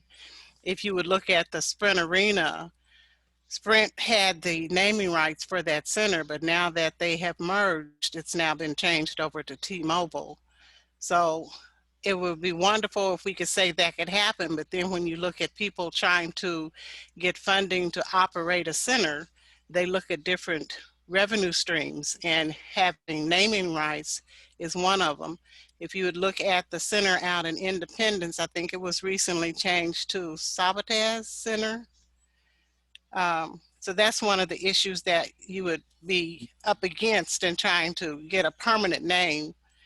I guess, municipal, well, no, that's even got a couple different names on it too. Our convention center and stuff downtown. But that's the only thing I would see could be an issue we would have to overcome in doing something along those lines. I would like to say something. This is Miss Taylor, Evelyn Taylor's daughter. I've been listening to you guys as well. But I would like to get away from putting African Americans' names always being associated with sports. That's sort of feeding into a stereotype to me. I am in favor of the airport because it would let people know where, no matter where they're coming from, that we do take pride in what you stated earlier, inclusion, which me being a resident all of my life here, I really don't see it. How you see it, maybe because I'm younger, I don't believe that a lot of people are serious about inclusion. But the fact to put his name on a sports venue, it's sort of like a smack in the face. We've all, people of our nationality, we've always been pushed towards sports. That's not what he was about. So I would lean further to the airport more than a sports arena. Thank you. And what was your name again? My name is Tanya Taylor. Tania, Taylor. Thanks, Tanya. Just taking a couple notes here. Hi, this is Cordelia. I have a comment regarding the boundaries. If I'm not mistaken, I believe the boundaries that was stated earlier was 9th Street to Gregory and then Paseo to Indiana. Is that correct? That's correct. Okay, so I'm native of Kansas City, lived here all my life, did move away to the East Coast and came back. From my looking at the boundaries, it seemed like it's still, to me, in the urban core. It's not extending, which Martin Luther King was about inclusion and diversity. The boundaries does not seem like it's inclusive to the broadness of Kansas City. So veering up to the airport, that's northbound, the Northerners, it seemed like there's nothing connecting the legacy to Martin Luther King, except we keep talking about the airport. To bring awareness to who he is and what he represented, I think it needs to be more broader. And again, the airport would be something that people would transit in and out. It would be something that could stand out more. I'm going back to the truce. That was something that I voted in, and I see truce is not on here at all. But the listing that was sent out by the link, it had a lot of different categories. And I know this is an open panel, which I love it because I'm glad. I was a little frustrated with the Paseo being converted. I had no idea, and I lived on Paseo. I was raised on the Paseo. I was one that was against the Paseo. Historically, truce has always been the dividing from the whites and the black historically. I had suggested that truce could be one of those streets that could bring us together from the east side to the west side. That was an inclusion of a street. Historically, has always been divided. So that was a suggestion that could bring the connection between the east and the west. Going back to the airport, I keep hearing it, and it's a wonderful idea. It was never really a thought, but I think it would be a great opportunity for all to be included in something like that. Yes, a museum would be nice, an erection of a statue would be nice, but everybody will not veer and tour those areas if it's specifically in a certain location. We're talking about this Brush Creek area. It floods down here. I'm in the mid-core, so I understand that smell. I understand the flooding. I'm living it. I'll walk the trail. I'll get out there and walk. So I understand that. And I understand public work is working. I see the I don't know the terms, what you call it, those big tubes that's along Brush Creek. They're working on it. But how soon will that occur? And how soon can we get something going? Because I understand it's been too long. We're the only city that doesn't have anything. I know we got the park, and I didn't even know about the park was changed. And I was 1978. Never knew that. I always called it Brush Creek Park. I still call it Brush Creek Park. I'm thinking, that's Martin Luther King? But then the sign was so small, as the lady said, I never probably even paid attention to it. And my kids swam there. They were swam. So I think we need to bring more awareness to what is actually going on. The silos need to stop. This is a wonderful platform. I'm so thankful that this occurred. I probably will get more in depth and verbal so I can know what's going on. That's why I wanted to be a part of it tonight to say, what are we doing here in Kansas City? Where's the acknowledgement of Martin Luther King? We don't have anything. Okay, I'm done. I'm done. That's a lot, but I'm done. Thank you. Any other thoughts on that? Where kind of going with that, where does Bruce R. Watkins start and end? For on 71. On 71, where does it start and where does it end? Because I was thinking about, if we're going on the subject of dividing lines and inclusion, having wherever Bruce R. Watkins end, having 71, then 29, going from downtown to the airport could have a lot of potential there, because not only would it bridge east and west south of the Missouri River, but it would bridge the Northland and what we know as urban Kansas City. So, Stephen, the Bruce R. Watkins is actually a split, because it starts with Cleaver Boulevard, and then it goes into Brush Creek, and then it turns into 47. It's cut. It's too many cuts there. And I understand the purpose. I love Cleaver. He was a mayor. I still love him today. It's too many cuts there. So I think we need a long stretch opposed to a little segment here and then something else changed, then another section here. It's too many cuts there. I think we need an inclusion, a stretch, the name of Martin Luther King. If it's going to be a road or highway, let it stretch from the north end to the south end. If it's going to be a Martin Luther King, north and south, east or west, it needs to be a stretch opposed to little cuts here and there. That's why I was thinking of making 71 itself. Going and then 71, then 29, then 29. Connecting to 29. Yes. So including the stretch of 71 that goes through urban Kansas City, like downtown and midtown Kansas City, and then the 29 that goes across the bridge. Yes. It goes all the way to the airport. Makes sense. Okay, I'm with you. I like that idea. Yeah, especially because the way that highway has cut through the city is a dividing line in itself. I would just like to add to the conversation pertaining to the airport. The reason that our group was excited about that and thought that was a good idea, we was looking at the caliber of the individual. And since, he was actually a Nobel Peace Prize winner in 1964, and we thought that would be a really exciting time to have his name on the airport as a Nobel Peace Prize winner. He's known all across the world, the country, and it would just really make Kansas City look good, like they really had a great thought pattern going on there. Our group has been in existence for 15 years, and the majority of the people in the group have lived in Kansas City all their lives, including me. It's quite a few elders.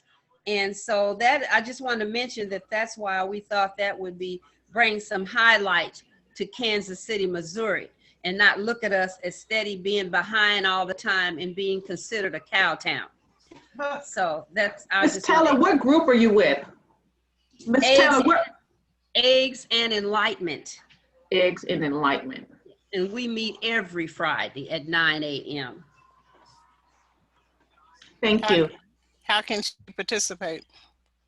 She can, actually, she can take my number and call me, and I'll give you the number. Right now, we're doing virtual because we can't meet anymore. But we met for 15 years at the McDonald's down off of Truman Road. But now we can't do that, so we're doing virtual meetings every Friday morning at 9 a.m. And you can call 816-308-2894, and we will give you the meeting ID number. Thank you, ma'am, and thanks whoever was recruiting me too. We've got to help people when they want to be involved. We've got to help them get involved. So there's some other things out on the website, on the city's website, that you can participate in as well. So I need you to go out there. Kansas City Playbook is one of them. Get involved in that process as well. For Stephen's comment, I like the idea of us trying to have a longer stretch, and I just want to add that we need to think of what partners we have to work with to get some of our ideas implemented. And I don't know how easy the state is to work with, because we're talking about their roadways. So just to keep that in mind, that we would have to work with the state to get some of those ideas put into action. So Ms. Beasley, are you stating that we're basically working strictly with Parks and Recs at this point? Am I misinterpreting that, or is this something that we're still proposing to other entities to assist us with the financial effort? Parks and Rec is leading this discussion. Okay, so they're just leading. Okay, thank you. So it's my understanding they will take the information they've gathered and go back to, I think, the board, I think is what they had said initially. Yes. To come up with a decision of what they might feel would work best for the city, and then determine who they will have to work with. All right, and I hate to cut off the discussion. We've got about 20 more seconds until we head back to the main room. So we'll do probably another couple minutes of break before we wrap everything up. The time has really flown. I just want to thank everyone for participating in the discussion and listening and being respectful. And we will see you back in that main room. Thank you. Evelyn, can Thank you you. quickly mention that phone number? 816. Can you hear me? Yes. 816-308-2894. 28. Eggs and Enlightenment. And it's the same one as Eggs Enlightenment KC on Facebook? Yes. Yeah, just Google it out. Anyways, thank you very much. Mm-hmm.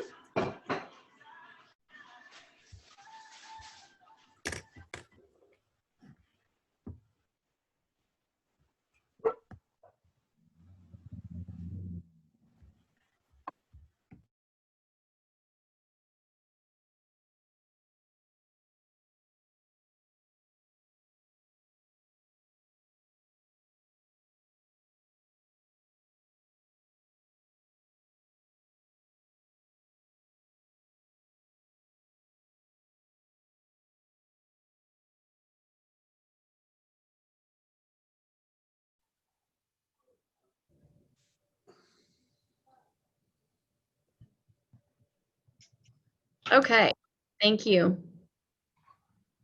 Hey, hi. Our group should be back in.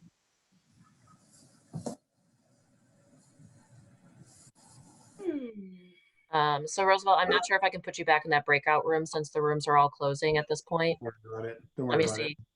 Don't worry about it. It's cool. Okay. You just I'm like sure to they'll work wrap up on their own. They will. Like I As said, I got to my room, everybody was already doing it. We did. We're good. So thank you. I did tell my group that they have about 2 minutes to take another quick break before we get started. Okay. And then we should have everybody pretty much returned at this point.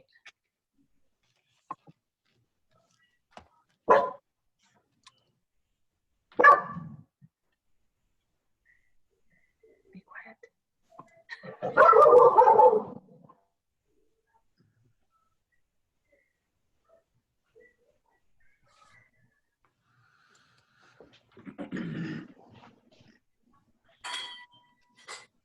Okay, I think everybody should be back in the main room at this point.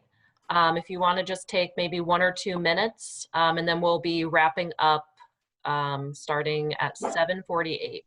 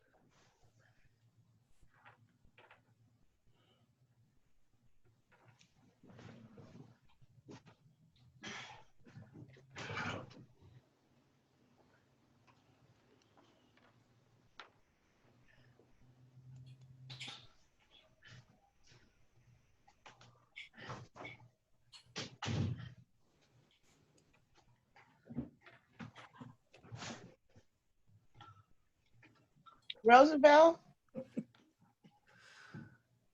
Yes, ma'am. can you send me the recording? Yeah, so what we'll do is Jen will have the recording and we can email it to everybody. Ooh, Jen, do we have contact information from everybody that registered here? Yep, we should have all that information. Yeah. Okay. We'll email it and then we'll also post it to our website as well so people can access it that way. Roosevelt, can you hear me? Yes, sir. That last session, now they said that Channel 2 recorded that. Mm-hmm. And so I called their communication person. That person never returned my phone call. I was trying to get a copy of it because there was one particular person there. I was trying to get his name. Okay. But I never got any word back on that. I know the city said you pay $20 to give you a recording of it. They said they taped it. Yeah. But when I call that number that's on their site, no one ever calls me back. So did you guys record that, or do you know who the contact is for something like that? And are you looking for a board meeting? Is that what you're looking for? Yeah, the last comment session back in September, the second one. Okay. Hey, will you send me? I'll write a note. But if you just drop me an email and send me that date, I'll do a little research and see what we can. So it's a board meeting? Because I know that they had them and some of them they're rebroadcasting them, but do you know the date of that board meeting? September. I got to look at my organizer here. Just give me a second. Okay. Well, I'll email you and we can talk later. I don't want. Yeah, I think it's September 17th, if I'm not mistaken. Okay, we'll work on that. Yeah, so I think it's September 17th. Thanks, Leslie. Yeah, sorry, City Communications did not respond back to you. Yeah, I called numerous times to get it, and I don't have Channel 2, I don't have that service, so I couldn't watch it there, but maybe I was calling the wrong person, I don't know. You can look at Channel 2 online. You go to the city's website. I went to Channel 2 online, and I looked for that particular comment session. They didn't have the recording posted on there at that time. Yeah, there was a Parks Board meeting, and they don't always. Yeah, so they may eventually put it on there. They just didn't have it on there at the times I went and looked. So they had a bunch on there, but they just didn't have that one. And maybe it was too recent for at that time. So I haven't looked in a while. I can go back there and look now. It may be there. I'm sure Leslie will run it down for you. All right, so we're back. Thank you, everybody, for participating. Thank you, Commissioner Good. I had some technical difficulties in my group, and he stepped in for me. So we're just going to take about 2 minutes each from each group and just do a quick report out on some of the key findings, some of the common threads there, and then we'll adjourn. I will put this plug in. A lot of people are going to say, hey, what's the next step? I'll just say it now. So, our Parks Board is still considering the current proposal, and I assume they're going to make some decision on that sometime soon. They wanted to have these sessions first before they took any action. So there's that. There is also another kind of along these lines, if people want to continue to stay engaged in this conversation. City Council passed a resolution 200559 on the commission. They create a commission to look at all of the city's monuments and memorials. So any city, street, building, park, anything named after somebody. The idea there is to do some research, and any of those individuals who have participated in some kind of dehumanizing activity, this commission will come up with a plan to remedy that. So, or some recommendations, I should say. So that's going to be a fairly lengthy engagement process starting next year. So if people want to stay engaged in this topic of honoring and so forth, that's a really good place to put some energy, and we'll be coming back to some of you to engage you. So with that said, I'm going to call on people to just give their report out. Jen Jett, you're first. Sure.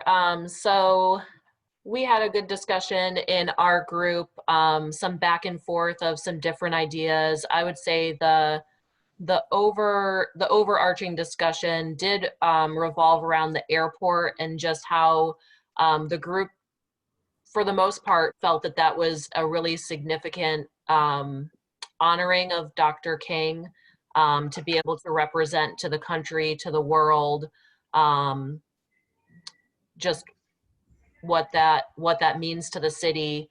There was also some discussion around potentially renaming it to someone who is a local KC civil rights leader, and then other discussion of some other options. But like I said, the main discussion did revolve around just doing something that was really significant and could represent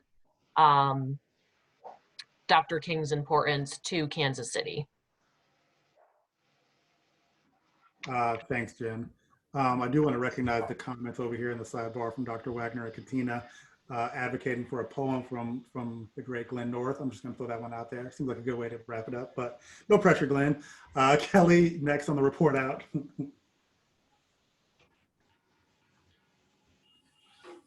You're muted. You're muted, Kelly. If you're talking, you're muted. You're a rookie, man. It's a rookie mistake. Oh, sorry. Well, I was just going to say Glenn North is a good lead into the general consensus in our group, and that was that people believe that building on our existing institutions is a great way to honor Dr. King, whether that be through Bruce R. Watkins Cultural Heritage Center, the Black Archives, working with the Black Chamber of Commerce, that these existing institutions could help us to create more of more programming, more experience, more learning. The example in our group was that one of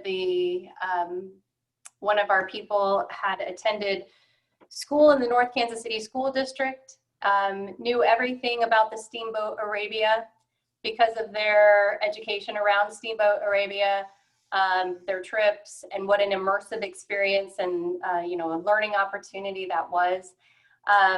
But that he unfortunately knew very little about Dr. King.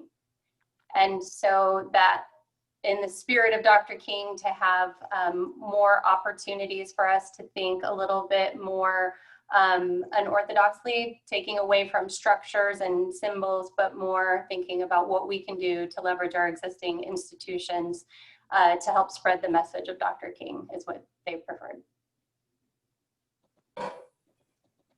Awesome. Thank you, Kelly.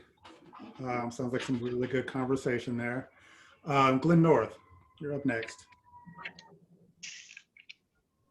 So yeah, so our group talked about a lot of different things. One of them was that there should be something totally new created to honor Dr. King, not necessarily renaming something, but something that's created specifically in his honor that somehow connects the past with the present.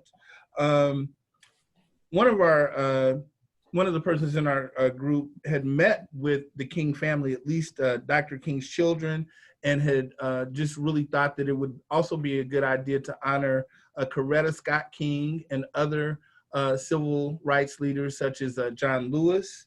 There was also the discussion of if there is going to be something built, that it should be done well. It should be an attraction. It shouldn't be something that is just kind of a perfunctory kind of tribute to Dr. King, but something that would have people in Oklahoma and Texas wanting to come to Kansas City to see how we've honored Dr. King. And then there was a discussion, I think the young lady's name was Kiana, who had talked about economic empowerment. And so there was a discussion about how something that honors Dr. King could also be an attraction, that could be a revenue generator, that would help, empower economically the urban core. And then we also had Carl Stafford, who's been working really hard with an idea about having a water tank named after Dr. King that would collect rainwater, and then that rainwater could be used to develop a green space to really help young people understand green spaces, and also a platform for artists, so that eventually that could also become a revenue generator as well. Okay. You ain't gonna give us a poem, Glenn? I'm just We have enough time. I got you. I mean, I figured I wanted to honor everybody's time, but good one. That's a good job, Glenn. No, I'm sure you get tired of hearing that one, but thanks. That sounds like some really good conversation there. So, yeah, another good group there. Thanks, guys. And Leslie. Thank you. Yes, we had some really good responses. And ours sounds like our group was very similar to Glenn's group, because one of the comments is we need to make it really big and great. And a lot of people agreed that they've traveled to other cities and seen some of the things. And since we're a little bit late in the game, we have the opportunity to make it even greater. Several people in our group do love the idea of us enhancing the park. Maybe not necessarily the park being the only thing that we do for King, but that the educational components seem to be very important, and they're very interested in the updates of the park and everything Roosevelt. So I told them that we would work to keep that on our community engagement page and try to keep everything as transparent and up to date so people can feel like they're a part of that, but that the educational component at MLK Park would be very important. The educational part, Kiera had just felt like maybe even just having some kind of scholarship or something in addition to whatever we do to honor him, just to do the most we can.